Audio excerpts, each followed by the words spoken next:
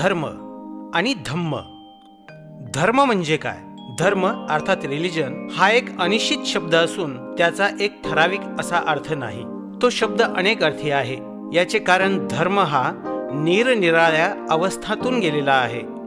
एका अवस्थेतील त्याचा अर्थ मागील किंवा पुढील अवस्थातील अर्थाशी समान नाही, तरी त्या सर्व अवस्थासंबंधी हा एकच शब्द वापरला जातो. धर्माचा आशय कधीही निश्चित असा नव्हता. तो वेळोवेळी बदलत गेला आहे. वीज, पाऊस, पूर इत्यादी ज्या घटनांचे कार्यकारण भाव आदिमानवाला स्पष्ट करता येत नसत, तेव्हा त्यांच्या निग्रहाच्या नावाने तो जे काही चमत्कारिक प्रयोग करी त्यांना जादू म्हणत. प्रारंभी धर्म आणि जादू ही एकरूपच होती. धर्माच्या विकासाच्या दुसऱ्या अवस्थेत धर्माने विश्वास, धार्मिक कर्मकांड, विधी, प्रार्थना आणि यज्ञ असे स्वरूप धारण केले. परंतु ह्या गोष्टी धर्माचा मूळ गाभा नसून त्या धर्मापासून उद्भवलेल्या म्हणजे गौण आहेत. धर्माच्या केंद्रबिंदूला ज्या विश्वासापासून प्रारंभ होतो तो विश्वास असा की अशी एक शक्ती आहे की जिच्यामुळे सर्व चमत्कार घडून येतात, परंतु जी आदिमानवाच्या ज्ञान सामर्थ्याच्या पलीकडे आहे. ह्या अवस्थेत जादूची महती कमी झाली. प्रारंभी ती अज्ञात व अज्ञेय शक्ती सैतानी समजली जाई, परंतु पुढे असे वाटू लागले ती कल्याणकारीही आहे.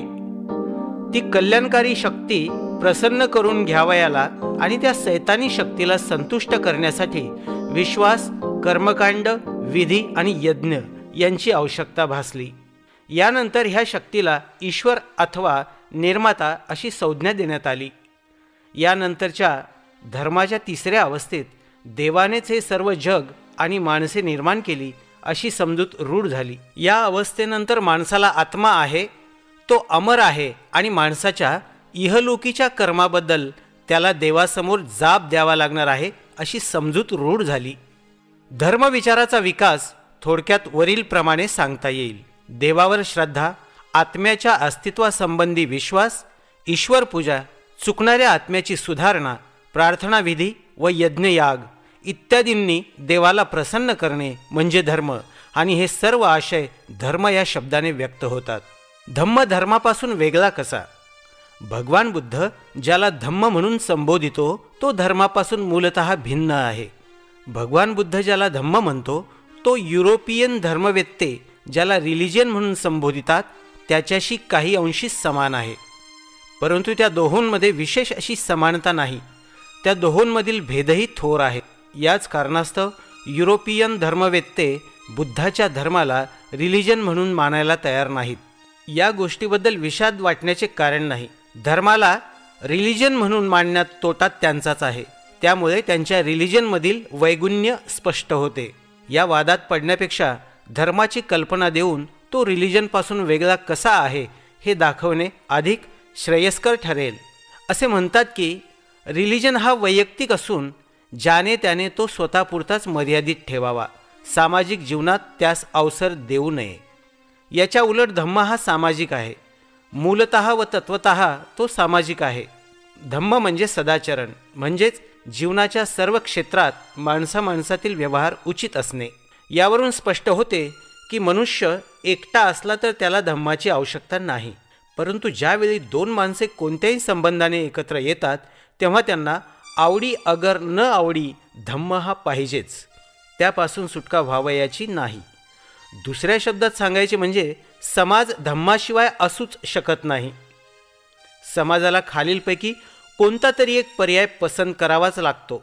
समाज वाटेल तर शासनाचे साधन म्हणून धम्माची निवड करणार नाही, कारण धम्म हे तर शासनाच्या साधनाहून वेगळे नाही.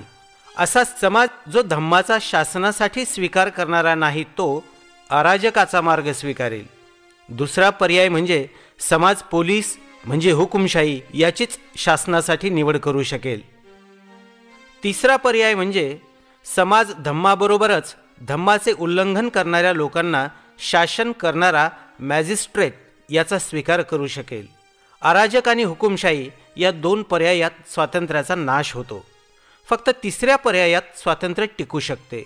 ज्यांना स्वातंत्र्य पाहिजे त्यांनी धम्माचा स्वीकार केला पाहिजे. धम्म म्हणजे काय आणि धम्माची आवश्यकता काय? प्रज्ञा म्हणजे काय आणि तिची आवश्यकता का असावी प्रज्ञा म्हणजे निर्मळ बुद्धी. खुल्या समजुतीला जागा राहू नये म्हणून भगवान बुद्धाने प्रज्ञेला आपल्या धम्माच्या 2 कोनशिलांपैकी एका कोनशिले इतके महत्त्व दिले आहे. करुणा म्हणजे काय आणि करुणेची आवश्यकता काय? करुणा म्हणजे प्रेम. करुणेशिवाय समाज जगू शकत नाही किंवा त्याची उन्नती होऊ शकत नाही. म्हणूनच बुद्धाने करुणेला आपल्या धम्मात दुसऱ्या कोनशिले इतके महत्त्व दिले आहे. ही झाली बुद्धाच्या धम्माची व्याख्या. रिलिजनच्या व्याख्येपेक्षा धम्माची व्याख्या किती वेगळी आहे. बुद्धाची धम्माची व्याख्या अगदी प्राचीन असली तरी ती आधुनिक युगाला जुळणारी वाटावी अशी आहे. ती जितकी पुरातन तितकीच अभिनव आहे. ती कोणापासून उसनी घेतलेली नाही आणि ती किती सत्य आहे. प्रज्ञा आणि करुणेचे अपूर्व मिश्रण म्हणजेच भगवान बुद्धाचा धम्म. रिलिजन आणि धम्म यामध्ये खूप मोठे अंतर आहे. धर्माचे प्रयोजन आणि धम्माचे प्रयोजन. धर्माचे प्रयोजन काय, धम्माचे प्रयोजन काय? ती प्रयोजने एकच आहेत का भिन्न आहेत? या 2 प्रश्नांची उत्तरे बुद्धाच्या सुनखत्त आणि पोठ्ठपाद या ब्राह्मणाबरोबर झालेल्या संवादात आढळतात. एकदा भगवान मल्लांच्या अनुप्रिय ह्या नगरात राहत होते. त्या प्रसंगी एके दिवशी अगदी सकाळी चिवरे धारण करून हातात भिक्षापात्र व दुसरे चिवर घेऊन त्यांनी भिक्षाटनासाठी नगरात प्रवेश केला. रस्त्यात त्यांना असे वाटले की भिक्षेसाठी इतक्या सकाळी जाणे योग्य नव्हे, म्हणून ते परिव्राजक भग्गवा याच्या आश्रमात त्याला भेटण्यास गेले. भगवानांना पाहून भग्गवा उठला आणि अभिवादन करून म्हणाला, भगवान, या आसनावर बसावे. काही दिवसांपूर्वी सुनखत्त लिच्छवी मजकडे येऊन म्हणाला, मी अलीकडे तथागतांचे शिष्यत्व सोडले असून त्यांचा शिष्य म्हणून त्याचकडे राहत नाही. सुनखत्ताचे म्हणणे हे खरे आहे काय? भगवंतांनी उत्तर दिले, होय, सुनखत्त लिच्छवी जे म्हणतो ते खरे आहे. सुनखत्त मला ते म्हणाला. त्यानंतर मी त्याला विचारले, सुनखत्त, तू माझ्या बरोबर राहा आणि माझा शिष्य हो असे मी कधीतरी तुला म्हणालो होतो काय? सुनखत्ताने तथागतांना उत्तर दिले, नाही, तुम्ही कधीच असे मला सांगितले नाही. मी त्याला विचारले, आणि तू तरी असे कधी म्हणाला होतास काय की शिष्य म्हणून मी भगवंताच्या छत्राखाली राहीन? नाही भगवान, नाही. नंतर मी त्याला विचारले, जर मी तुला सांगितले नव्हते आणि तूही विचारले नव्हतेस तर मग सोडून जाण्याची भाषा तू करतोस याचा अर्थ काय? वेड्या, यात दोष तुझा की माझा? सुनखत्त बोलला, पण भगवान, आपण सामान्य माणसाच्या शक्तीबाहेरील असे चमत्कार मला करून दाखवित नाही. अरे सुनखत्ता, मी तुला असे कधीतरी म्हटले होते काय की तू मला गुरु म्हणून स्वीकार कर आणि मी तुझ्यासाठी असामान्य चमत्कार करून दाखवीन? नाही भगवान, तुम्ही असे कधीच आश्वासन दिले नव्हते. तू कधीतरी आपला असा विचार मजपाशी व्यक्त केला होतास काय की मी भगवंताचे शिष्यत्व स्वीकारीन, कारण तसे केल्यास ते माझ्यासाठी असामान्य चमत्कार करून दाखवतील? नाही भगवान, नाही. जर मी तसे बोललो नसेन आणि तूही तसा बोलला नसशील तर वेड्या माणसा, मला सोडून जाण्याच्या तुझ्या भाषेचा अर्थ काय?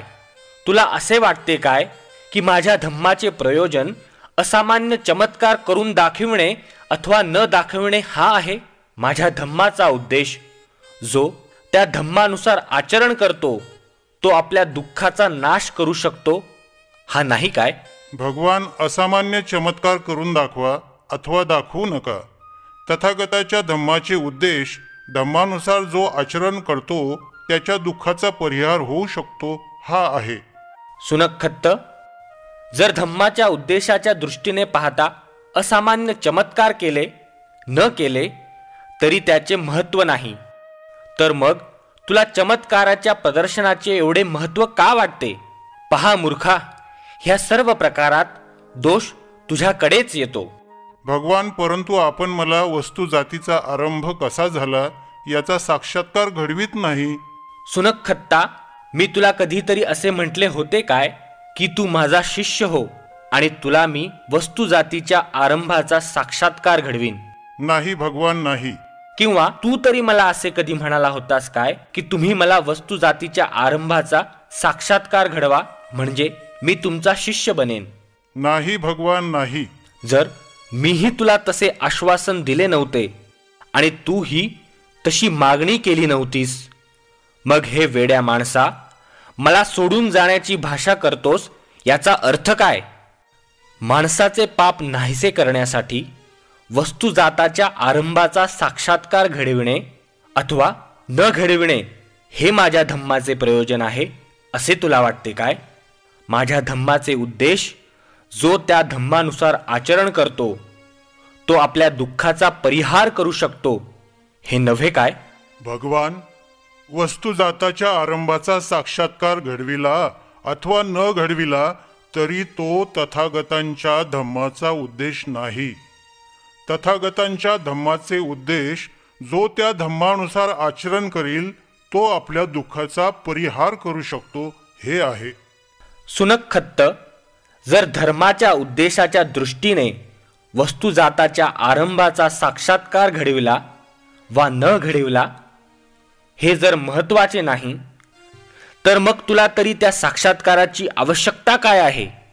ह्या संवादावरून स्पष्ट होते की धर्म अर्थात रिलिजन ह्या कल्पनेत वस्तुजाताच्या आरंभाचा साक्षात्कार ह्याला महत्त्व आहे, धम्माच्या कल्पनेत ते नाही. धर्म आणि धम्म यामधील इतर भेद भगवान आणि पोठ्ठपद यांच्यामधील संवादात व्यक्त झाले आहेत. एकदा भगवान श्रावस्ती येथे अनाथ पिंडकाच्या जेतवनातील आरामात होते. त्या समयी पोठ्ठपद नावाचा परिव्राजक राणी मल्लिकेने तत्वदर्शनावरील वादविवादासाठी जो एक प्रासाद तयार केला होता तेथे राहत होता. त्याच्याबरोबर त्याच्या 300 अनुयायांचा जथा होता. भगवान आणि पोठ्ठपद या दोघांमध्ये एक प्रसंगी खालील संवाद घडून आला. पोठ्ठपद म्हणाला, जग शाश्वत आहे काय? आणि ते शाश्वत आहे आणि इतर सर्व तत्संबंधी मते चुकीची आहेत असे आपले म्हणणे आहे काय? पोठ्ठपद, ह्या विषयावर मी काहीच मत व्यक्त केलेले नाही. यानंतर पोठ्ठपदाने भगवंताला खालील प्रश्न विचारले. जग शाश्वत नाही काय? जग शांत आहे काय? जग अनंत आहे काय? आत्मा आणि शरीर ह्या दोन भिन्न वस्तू आहेत काय? ज्याला सत्य सापडले आहे त्याला मरणोत्तर अस्तित्व आहे काय? त्याला मरणोत्तर अस्तित्व नाही काय? त्याला मरणोत्तर अस्तित्व आहे आणि नाही असे आहे काय? त्याला मरणोत्तर परत अस्तित्व नाही अथवा त्याला मरणोत्तर अस्तित्व नाही असे नाही? या प्रत्येक प्रश्नाला भगवंतांनी एकच प्रकारचे उत्तर दिले.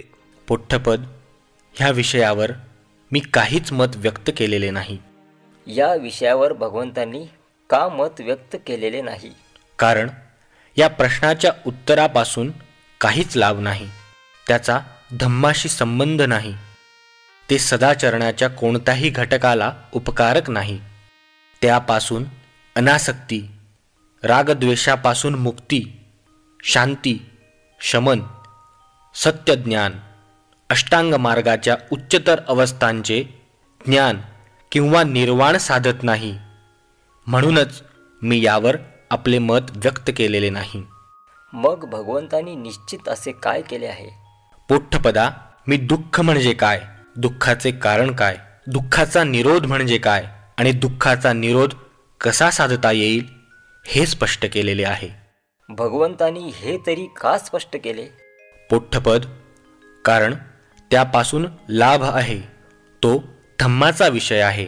सदाचरण, अनासक्ती, रागद्वेषापासून मुक्ती, शांती, शमन, सत्यज्ञान, अष्टांग मार्गातील उच्चतर अवस्थांसंबंधी दृष्टी आणि निर्वाण साधता येते. म्हणूनच तर मी दुःख, दुःख कारण आणि दुःख निरोधाचे साधन यांसंबंधी विधान केले आहे. या संवादात धर्माचा विषय आणि धम्माचा विषय या दोहोंचे स्वरूप स्पष्ट झाले आहे. ते दोन विषय एकमेकांपासून अगदी भिन्न आहेत. धर्माचे प्रयोजन जगत प्रारंभाचे स्पष्टीकरण, धम्माचे प्रयोजन जगाची पुनर्रचना ही आहेत. नीती आणि धर्म. नीतीचे धर्मात स्थान कोणते? वस्तुतः धर्मात नीतीला स्थान नाही. धर्माचे विषय म्हणजे देव, आत्मा, प्रार्थना, पूजा, कर्मकांड, विधी, समारंभ आणि यज्ञ हे होत. एका माणसाचा दुसऱ्या माणसाशी संबंध येतो तेव्हा नीतीला प्रारंभ होतो. शांती आणि सुव्यवस्था राखण्यासाठीच धर्मात नीतीचा समावेश होतो. धर्म हा एक त्रिकोण आहे. आपल्या शेजाऱ्याशी चांगुलपणे वागा, कारण तुम्ही दोघेही परमेश्वराची लेकरे आहात. ही धर्माची विचारसरणी आहे. प्रत्येक धर्म नीती शिकवतो, परंतु नीती ही काही प्रत्येक धर्माचे मूळ नव्हे. ती त्याला जोडलेला एक डबा आहे. वेळ पडेल त्याप्रमाणे तो त्याला जोडता किंवा त्यापासून सोडविता येतो. धर्माच्या व व्यवहारात नीतीचे कार्य हे आकस्मिक किंवा प्रासंगिक आहे. म्हणून नीती ही धर्मात प्रभावशाली ठरत नाही. धम्म आणि नीती. धम्मात नीतीचे स्थान कोणते? याचे साधे उत्तर म्हणजे नीती म्हणजे धम्म आणि धम्म म्हणजे नीती. दुसऱ्या शब्दात बोलायचे म्हणजे धम्मात जरी देवाला स्थान नाही तरी त्याचे स्थान नीतीने पटकावले आहे. धम्मात प्रार्थना, तीर्थयात्रा, कर्मकांड, विधी अथवा यज्ञ यांना स्थान नाही. नीती हे धम्माचे सार आहे, त्याशिवाय धम्म नाही. धम्मात माणसाने माणसावर प्रेम केलेच पाहिजे, यातूनच नीतीचा उगम होतो. त्यासाठी देवाच्या आज्ञांची आवश्यकता नाही. देवाला संतुष्ट करण्यासाठी काही माणसाने नीतिमान व्हायचे नाही, तर स्वहितासाठी माणसाने माणसावर प्रेम केले पाहिजे. केवळ नीती पुरेशी नाही, ती पवित्र आणि सर्वव्यापक असली पाहिजे. वस्तू पवित्र केव्हा ठरते? ती का पवित्र ठरते? प्रत्येक प्राथमिक अथवा प्रगल्भ समाजात काही वस्तू अथवा समजुती पवित्र मानल्या जातात व काही अपवित्र मानल्या जातात. जेव्हा वस्तू अथवा समजूत पवित्रतेच्या अवस्थेला पोहोचते तेव्हा तिचे उल्लंघन करता येत नाही, किंबहुना तिला स्पर्शही करता येत नाही. असे करणे निषिद्ध समजले जाते. याच्या उलट जी वस्तू अथवा समजूत अपवित्र म्हणजे पावित्र्याच्या क्षेत्राबाहेरची असते तिचे उल्लंघन केले तरी चालते. म्हणजे अशा अपवित्र वस्तू अथवा समजुती यांच्या विरुद्ध वागताना मनात भय अथवा विवेकबुद्धीची टोचणी उद्भवत नाही. जे पवित्र ते मंगल होय, त्याचे उल्लंघन केले म्हणजे धर्मबाह्य वर्तन ठरते. एखाद्या वस्तूला पावित्र्य का दिले जाते? प्रस्तुत विषयाच्या अनुरोधाने प्रश्नाचे क्षेत्र मर्यादित करण्यासाठी असा प्रश्न विचारता येईल की नीतीला पावित्र्य का दिले गेले? नीतीला पावित्र्य देण्यात 3 घटक कारणीभूत झाले असावेत. पहिला घटक म्हणजे श्रेष्ठांचे संरक्षण करण्याची सामाजिक हिताच्या दृष्टीने आवश्यकता. ह्या प्रश्नांची पार्श्वभूमी जीवनकलह आणि जीवन संघर्षात योग्यतम माणसे टिकून राहिली पाहिजेत या सिद्धांतात आहे. ह्या प्रश्नाचा विकासवादाशी संबंध आहे. हे सर्वश्रुतच आहे की मानव समाजाचा विकास जीवन संघर्षामुळे घडला, कारण प्रारंभिक युगात अन्नसामुग्री अतिमर्यादित होती. हा संघर्ष अत्यंत भयानक स्वरूपाचा होता. निसर्गाचे दात आणि नखे रक्तलांछित आहेत असे म्हणतात. या भयानक रक्तरंजित संघर्षात योग्यतम तेच टिकाव धरू शकतात. ही समाजाची अगदी प्रारंभीची स्थिती झाली. प्राचीन काळी केव्हा तरी आणि कोणीतरी असा प्रश्न उपस्थित केला असेल की जो सर्वात अधिक शक्तिमान तोच योग्यतम आहे काय? की जो अत्यंत दुर्बल आहे त्याला संरक्षण दिले तर परिणामी समाजाचे हेतू आणि साध्य साधावयाला तोच अधिक योग्य ठरणार नाही काय? तात्कालीन सामाजिक स्थितीने त्याचे उत्तर होकारार्थी दिलेले दिसते. नंतर असा प्रश्न उद्भवतो की कमजोर अर्थात दुर्बल माणसांचे संरक्षण करण्याचा मार्ग कोणता? जे योग्यतम म्हणजे सर्वात अधिक शक्तिमान आहेत त्यांच्यावर काही निर्बंध घातल्याने ते शक्य होणार आहे. याच उत्तरात नीतीचा उगम आणि आवश्यकता सामावलेली आहे. प्रारंभी हे निर्बंध योग्यतम अर्थात सर्वात अधिक शक्तिमान माणसांना लागू केल्यामुळे ते पवित्र मानण्याची आवश्यकता होती. यापासून होणारे परिणाम फार गंभीर स्वरूपाचे आहेत. पहिला प्रश्न असा निर्माण होतो की सामाजिक स्वरूप धारण केल्याने नीती असामाजिक समाजहित विरोधिनी तर होत नाही ना? चोरांमध्ये आपापसात नीती नसते असे नाही. व्यापाऱ्यातही आपापसात नीती असते. एकाच जातीच्या माणसात आपापसात नीती असते. दरोडेखोरांच्या टोळीतही आपापसात नीती असते. परंतु या नीतीचे स्वरूप वेगळेपणाची जाणीव आणि आपल्यापुरतीच क्रियाशीलता निर्माण करणारे असते. ही नीती म्हणजे एका विशिष्ट समूहाच्या हिताचे संरक्षण करण्यापुरतीच मर्यादित म्हणजे समाजहित विरोधक असते.